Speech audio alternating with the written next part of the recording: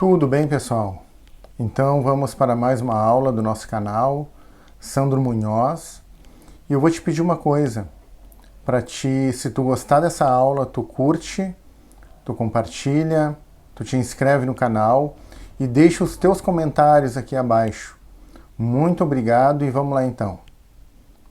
Então, movimento retilíneo uniforme, parte 1. Primeiro, vamos lembrar qual é o objeto de estudo da física. O que estuda a física, né? Os fenômenos físicos, ou seja, as transformações reversíveis da matéria. As relações entre matéria e energia. Por exemplo, calor, temperatura, energia atômica, movimento, fenômenos elétricos, magnéticos, corrente elétrica, potencial elétrico, campo magnético, força, gravidade, sistema solar, espaço, tempo, órbitas planetárias e muito mais. Para isto, a física se utiliza de medidas, grandezas físicas, não é? Tudo que pode ser medido é uma grandeza física. Então, dentro das grandezas físicas, nós temos grandeza escalar, que é aquela medida que precisa apenas de valor e unidade de medida. Por exemplo, massa, 75 kg. Tempo, 2 horas, 30 segundos. Temperatura, 16 graus Celsius. Vejam que nesse exemplo nós fornecemos um valor e a unidade de medida. Lá em massa, a unidade de medida é quilograma. Lá em tempo, a unidade de medida é hora ou segundos. Temperatura, graus Celsius. E a grandeza vetorial, que precisa de valor, unidade, direção e sentido. Ou seja, ela tem valor, tem unidade de medida, mas precisa de mais informações. Direção e sentido, que a gente vai ver depois quando a gente estudar grandezas vetoriais mais detidamente. Exemplo. Velocidade 20 metros por segundo de norte para o sul. Um avião se desloca de norte para o sul do país com uma velocidade de 1000 km por hora, de norte para o sul. Força, 20 newtons, horizontal, da esquerda para a direita. Ou seja, eu posso aplicar uma força em uma mesa da esquerda para a direita na direção horizontal. Então vamos lá. E a cinemática é o que a gente vai estudar agora. O movimento retilíneo uniforme, ele faz parte da cinemática. Cine quer dizer movimento, mática vem de matemática, cinemática. Então seria a matemática aplicada ao movimento. E neste estudo da cinemática, nós não nos preocupamos com as causas do movimento, apenas a parte matemática. Tudo em relação ao tempo. Então ali movimento retilíneo uniforme, movimento retilíneo uniformemente variado, movimento circular também na cinemática nós podemos estudar, mas a gente vai ver por enquanto o movimento retilíneo uniforme. Então olha ali, tem um carro, esse carro ele se desloca com o passar do tempo, e ali nós já podemos ver que tem uma linha com algumas medidas, não é? Essa linha muito parecida com a reta numérica da matemática, ela é chamada de referencial.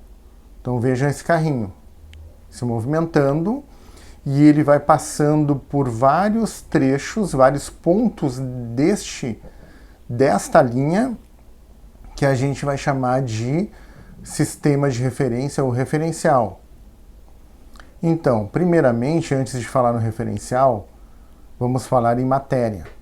Matéria é tudo que existe no universo. Então, olha ali, tudo que existe é matéria ou pode ser convertido em matéria.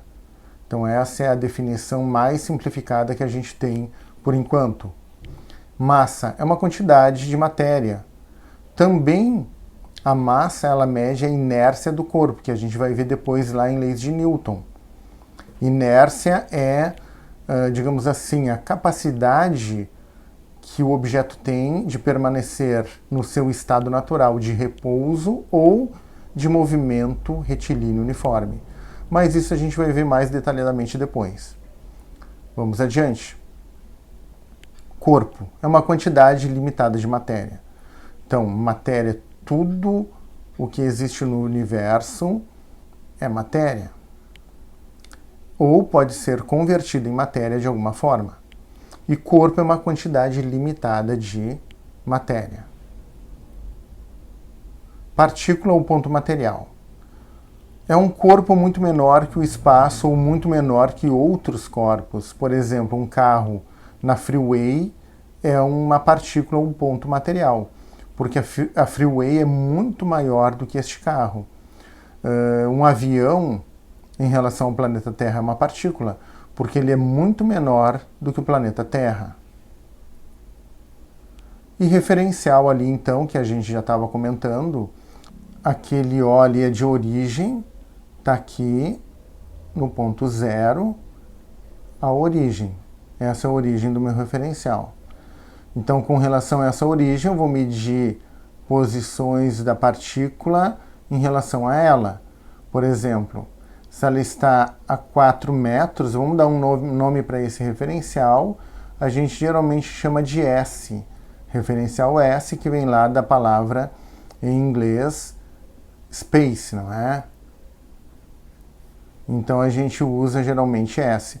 Então este objeto aqui que eu estou representando por uma partícula, ele está na posição 2, como a gente pode ver ali.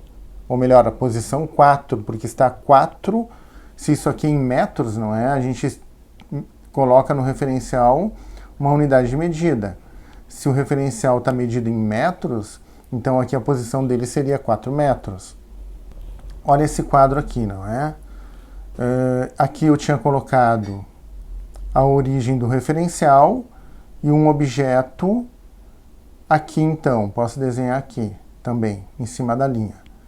E este objeto, ele tem uma massa m, ele tem massa, ele é um corpo, mas eu estou representando por uma partícula porque não interessa as medidas desse objeto. Ele é muito menor do que o espaço em que eu estou analisando ele. Então ele está na posição S igual a 4 metros aqui. Deixa eu colocar aqui, referencial S, ele tem um sentido positivo. Esse sentido aqui é considerado sentido positivo. No sentido positivo, aumentam os valores. E o objeto ele pode estar também numa posição que esteja do outro lado da origem do referencial. Então eu posso falar em posição inicial, que é no instante zero. Então sempre eu vou analisar as posições com relação ao tempo. Então digamos que este objeto aqui, que eu vou chamar de objeto 1, ele esteja na posição 4 no tempo igual a zero. Então eu vou chamar de instante inicial igual a zero. E depois de um determinado tempo ele está aqui nessa posição. Posição igual a 8 metros. Num instante t igual a 2 segundos, por exemplo. Então, esse seria o instante final. Posição final, posição inicial. Como ela está no instante zero, eu vou marcar aqui com o tempo zero. Então, como ela está aqui no instante zero, eu vou marcar aqui, então, posição inicial S0. E o espaço percorrido ou distância percorrida é a medida do caminho feito pela partícula. Então, esta partícula, ela percorreu um espaço ou distância desde um instante inicial até um instante final. Neste caso aqui, a distância que ela percorreu vai ser 8 menos 4, que mede 4 metros. Vejam aqui. a posição, a distância percorrida por ela, eu posso representar por ΔS. Então, ali naquele exemplo, eu tenho S menos S inicial, posição menos posição inicial, que daria quanto? Daria 8 metros menos 4 metros. Então, este ΔS, delta por quê? Porque é uma variação. Toda variação é representada pelo símbolo delta, parecido com um triângulo, mas não é triângulo, é uma letra grega chamada delta. Então, ΔS, 8 menos 4, dá 4. 4 metros é o que ele percorreu. Agora, aqui nós chamamos a atenção para o seguinte: uma coisa é distância percorrida e deslocamento. Espaço percorrido ou distância percorrida e deslocamento. O deslocamento é a distância em linha reta do início ao final do trajeto. Então, este carrinho ele faz esse trajeto aqui, nessa estrada. Digamos que a estrada tenha uma medida, esse caminho ele mede 1.200 metros. Neste exemplo. Se eu medir em linha reta daqui até lá, aqui é o início e lá é o final. Então, vou marcar aqui início e ali é o fim do trajeto. Então, se eu marcar este ponto inicial e o ponto final e medir em linha reta, esse aqui vai ser o deslocamento. Então, vou anotar aqui, deslocamento. E neste caso, digamos que a distância daqui até lá, e a seta aqui ela me representa que lá é o final, digamos que essa distância seja igual a 1.000 metros. Então, o deslocamento é igual a 1.000 metros. Então, nós temos uma diferença entre deslocamento e espaço percorrido. Espaço percorrido ou distância é uma coisa. Espaço percorrido depende da trajetória feita e deslocamento apenas do início ao final, da posição inicial e da posição final. Então, poderia representar aqui ΔS igual a deslocamento, tanto faz a letra, não é? Mas eu represento com esse símbolo aqui em cima da letra, que representa essa flecha aqui chamada de vetor, que depois a gente vai ver lá em grandezas vetoriais. Aqui, então, o deslocamento é 1.000 metros. E vejam vocês que ele vai ter direção e sentido. Isso vai ser visto logo após. E aqui, o espaço percorrido, neste caso aqui, vamos dividir. O espaço percorrido é 1.200 metros. Então, o que é esse movimento retilíneo uniforme, né? A gente vai estudar, então, o movimento em linha reta. E por que uniforme? A gente vai ver logo em seguida. Vamos definir, por enquanto, velocidade escalar média. Então, a velocidade escalar, porque é uma grandeza escalar, ou seja, em relação à distância, vai ser distância por tempo, distância total percorrida, dividido pelo tempo total. Então, aqui o que importa é a distância, o espaço percorrido, essa distância, não é? Vamos colocar aqui.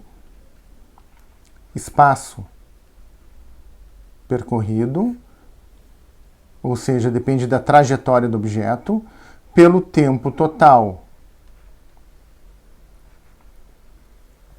Então, é apenas isto. Vamos adiante. E o que seria a velocidade instantânea? A velocidade instantânea ela tem uma fórmula parecida. Também é uma distância dividido pelo intervalo de tempo. Vou colocar assim, tempo, que às vezes aparece nesse formato. Intervalo de tempo. Só que esse intervalo de tempo, ele é muito pequeno.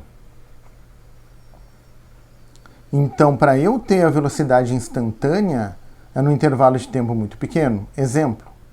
Por exemplo, esse carro ele se movimenta dessa posição -9 e vai e segue em diante. Qual é o instante que ele passa nessa posição aqui, por exemplo, -2? É um instante muito pequeno. Então a gente pode fazer uma comparação para entender a velocidade instantânea.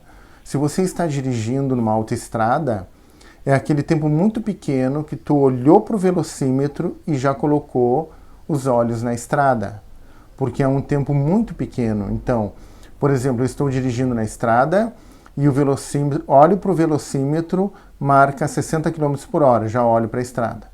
Então a velocidade instantânea é naquela olhada que eu dei para o velocímetro. Por isso um instante muito pequeno.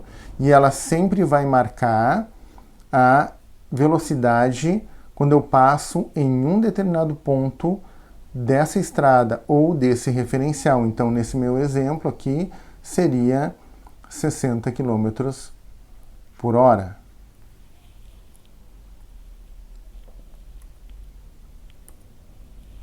Exemplos. Um carro percorre 30 km em 2 horas. Calcule sua velocidade média. Então, velocidade média igual ΔS, que a gente está chamando de distância, por ΔT. ΔS é o espaço percorrido. ΔT é o intervalo de tempo. Qual é a diferença entre intervalo de tempo e instante? Por exemplo, você está na escola, o instante do sinal 7h30 é aquele momento 7h30. Daqui a 1 minuto já é um outro instante. Então nós temos o instante também do término do período, por exemplo, 12 horas e 30 minutos. Então deu o sinal, naquele momento que deu o sinal é um instante, 12 horas e 30 minutos. Agora, o intervalo de tempo é das 7h30 até as 12h30. O intervalo de tempo, então, geralmente é longo. Então, olha aqui. Voltando, velocidade média, ΔS e ΔT. ΔS é o quanto ele percorre, 30 km.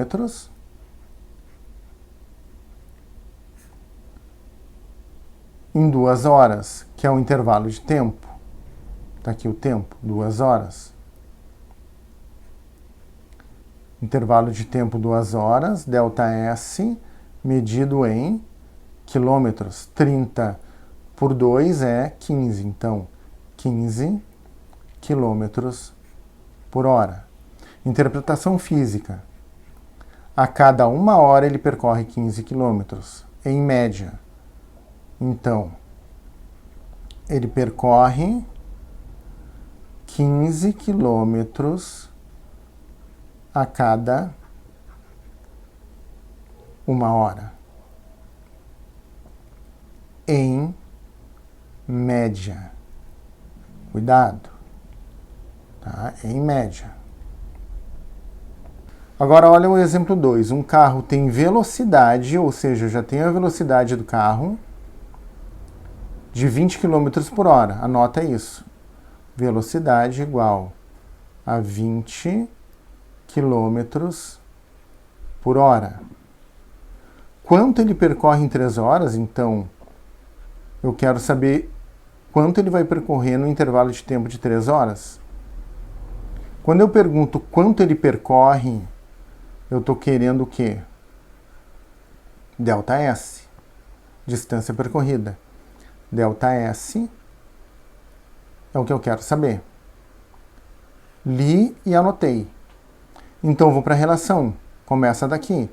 Velocidade média é distância ΔS por ΔT. Isolando o ΔS, eu tenho ΔS igual V vezes ΔT. Essa é a relação que eu vou usar. Então, o que eu estou buscando eu deixo de um lado da igualdade, e o que eu já tenho eu deixo do outro lado. Então, vamos calcular. ΔS igual. Velocidade é 20 km por hora. 20 km por hora. Vezes ΔT, 3 horas. Eu apenas estou substituindo na equação. Velocidade vezes tempo. Velocidade vezes intervalo de tempo. 3 horas. Corta aqui, não é porque eu estou multiplicando e dividindo, são operações da mesma família, então posso cortar em cima e embaixo. ΔS igual. 20 vezes 3 dá 60 quilômetros. Tá aqui. Ele percorre 60 quilômetros. E é lógico, não é? Se esta informação me diz o quanto ele percorre a cada hora, ou seja, a cada hora ele percorre 20 quilômetros. A cada hora ele percorre 20 quilômetros. Então, em 2 horas ele vai percorrer 40, em 3 horas ele vai percorrer 60 quilômetros. Tá ali. E para quem alguns gostam da seguinte relação, para lembrar, não é? Na hora de isolar, de colocar em evidência o termo ΔS, ou o termo tempo, ou o termo velocidade. Tem gente que faz o seguinte, não é? Distância, velocidade e tempo. Tá? Então, no lugar da distância, tu coloca ΔS. Faz o triângulo para lembrar. Recurso de memória. Deus vê tudo. Então, quando eu quero a distância, V vezes T, porque está do lado. Quando eu quero a velocidade, eu tapo a velocidade aqui, fica D sobre T. Quando eu quero o tempo e tenho a distância e a velocidade, fica D sobre V. Só uma dica aí, né? Olha o exemplo número 3. Um carro A percorre uma distância de 200 metros em 10 segundos. E um outro carro B percorre uma distância de 10 metros em 2 segundos. Então, calcule a velocidade do carro A. Vejam bem. Este carro A, ele faz 200 metros em 10 segundos. Então, eu dou a distância ΔS e aqui eu estou dando um intervalo de tempo ΔT. Então, olha só. Para o carro A eu tenho ΔS sobre ΔT. Velocidade do carro. Então aqui nós temos 200 metros que ele percorre num tempo de 10 segundos. Intervalo de tempo 10 segundos. Muito bem. Então, ΔS sobre ΔT vai dar 200 metros dividido por 10 segundos. 200 por 2 dá, por 10 dá 20. Então, 20 metros por segundo. Essa é a velocidade do carro A, que passa por um trecho percorrendo 200 metros em 10 segundos. Agora, a velocidade do carro B. Aqui, outro carro B percorre uma distância de 10 metros, então ΔS igual a 10 metros. Num tempo de 2 segundos, intervalo de tempo 2 segundos. Vamos calcular a velocidade dele. Então vai ser ΔS sobre ΔT. ΔS é 10 metros dividido por 2 segundos. 10 por 2 é 5 metros por segundo. Está aqui a velocidade dele. Então, a cada segundo ele percorre 5 metros. Essa é a interpretação. Aquele lá, a cada segundo ele percorre 20 metros. Agora, olha a pergunta da letra C. Qual destas velocidades poderá ser considerada a velocidade no instante? Ou seja, eu quero a velocidade instantânea que o carro passa no ponto P. Então, no instante que ele passa no ponto P, qual dessas melhor representa? E a chave da questão é a seguinte: a que tiver o tempo mais curto, ou melhor, o que tiver o menor tempo. Então, essa aqui que eu calculo com 2 segundos, provavelmente é a velocidade deste carro B no ponto P.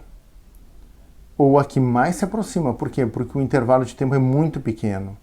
Então, seria a velocidade de B é instantânea. Ou seja, a velocidade que ele tem no instante que ele passa aqui nesse ponto P. Certo?